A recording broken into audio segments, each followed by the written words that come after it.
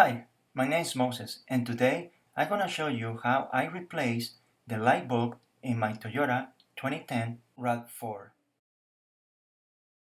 In order to get to the rear lights, first we're going to have to remove this back panel that holds the entire area. Once you remove that, then you're going to remove this little tray, just like that.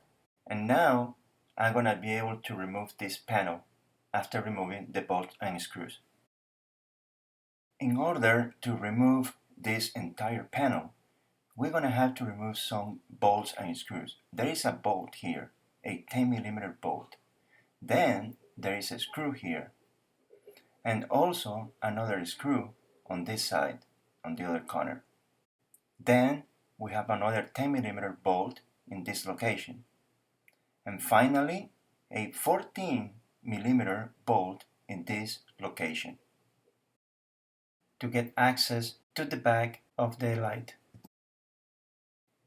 The next step is to remove this cover. You're going to have to use the same tool you used before, and it will come up like that. So now that this panel is loose like this, you're going to have more room to work inside this area.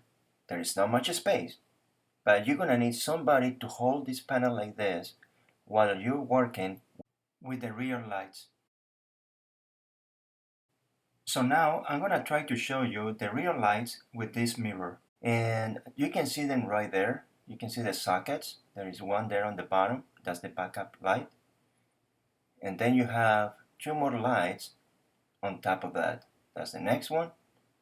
And there is one more over there on the top that I can't really see much. But this is the one that we're going to remove, the backup light. Always wear gloves when removing light bulbs. And all you have to do is to pull it out. You don't have to twist it. Okay, so now let's replace the new light bulb in the socket.